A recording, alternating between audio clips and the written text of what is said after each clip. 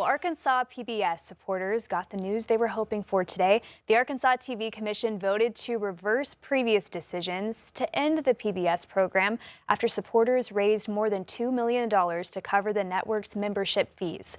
5 News reporter Taylor Howard joins us tonight after speaking with one of the people who helped lead the effort to bring it back. Taylor? Morgan, supporters of PBS have been waiting for this day since March, and today's vote was the final step in an effort to save the network that brought together some major donors, everyday Arkansans, and even 2 former First Ladies. We're here to serve the people of Arkansas, and I'm proud that I think we've done that. 3 months ago, the future of PBS in Arkansas was uncertain. The network was facing the possibility of losing its PBS affiliation, and those who cherish the network had just weeks to raise millions of dollars to save it. Not for 1 minute did I ever doubt that we would raise this money. Back in March, the Arkansas Educational Television Commission paused plans to leave PBS and gave supporters until June 4th to raise the money needed to keep national PBS programs here in Arkansas. 2 former First Ladies stepped up to lead that effort. Gay White, who is Frank White's widow, a Republican, and me, Barbara Pryor, who is David Pryor's widow, a Democrat. Together, they launched Friends of Arkansas and began raising money across the state. Pryor says the campaign got early attention from major donors like Tyson, Walton, and Shook Family Foundations. From there, she says more than 1,500 households donated from all 75 Arkansas counties. And Thursday, their commitment paid off. All those in favor, say aye. Aye. Aye.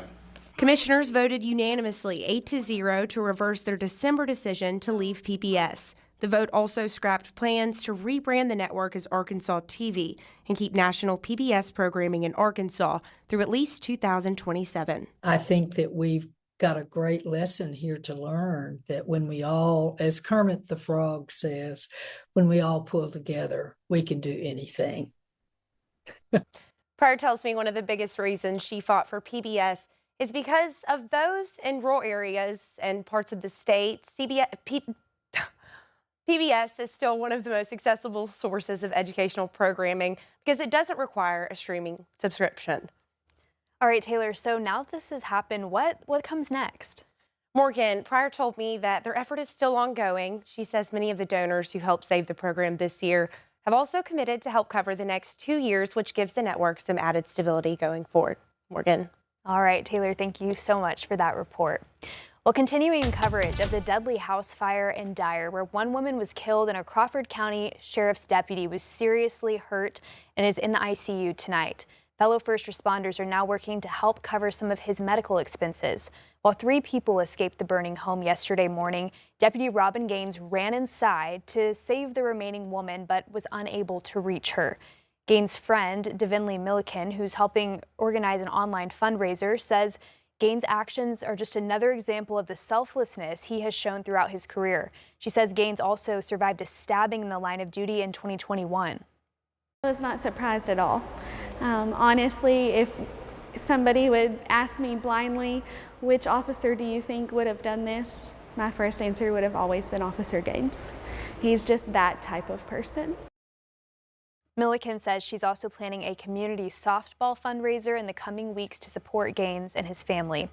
Meanwhile, a pickleball tournament is being organized for Fort Smith police officer Kyle Newman. We told you this week he's been moved from the hospital to a rehabilitation facility as he is recovering from being shot in the neck last month during a DWI investigation. The tournament will be Saturday at the Van Buren Tennis Courts. Registration for that starts at 8 that morning, and all the proceeds will go to Officer Newman's family.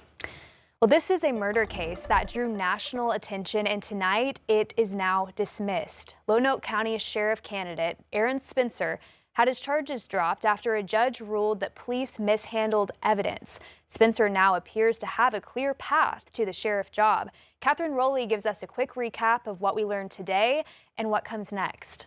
Aaron Spencer's trial was set to begin on June 27th, but the judge's ruling on Thursday cites what the court called egregious mishandling of evidence by law enforcement. Spencer was charged in 2024 in the shooting death of Michael Fossler, who was accused of sexually assaulting Spencer's daughter.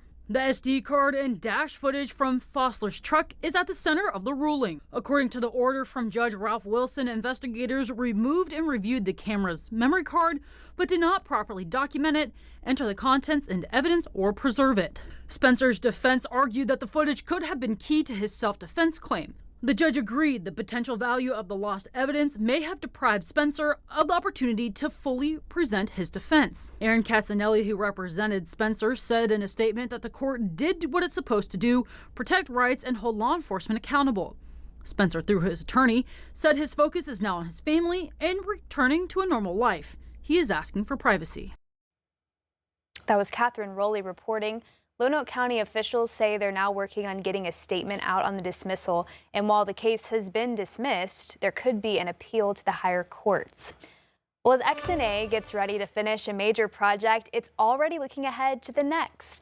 The Airport Authority Board approved plans for 7 new gates in the Western Concourse and a new parking deck. The bidding process for the project is now underway.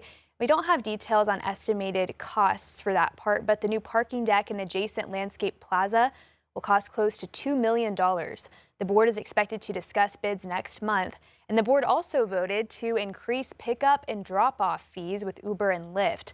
The current cost is $2 per pickup and drop-off, and that will increase by 50 cents in the next 4 years. Well, federal leaders are responding to the detection of a harmful parasite in the United States. But Arkansas Senator John Bozeman says there's no reason to panic. The CDC calls it the New World screwworm, a fly that lays its eggs in open wounds. When those eggs hatch, the parasite's larva feeds on living tissue, creating a potentially devastating infestation. Well, the U.S. Department of Agriculture reported a case in a 3-week-old calf. So far, though, leaders say no other cases have been detected. Now that a case has been identified, Bozeman says the government is well prepared to respond. It's not contagious.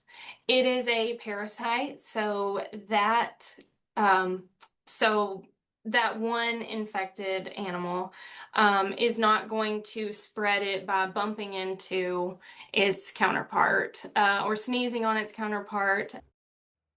The reported case is being contained. Experts say they don't expect it to have a major impact on the meat industry at this time.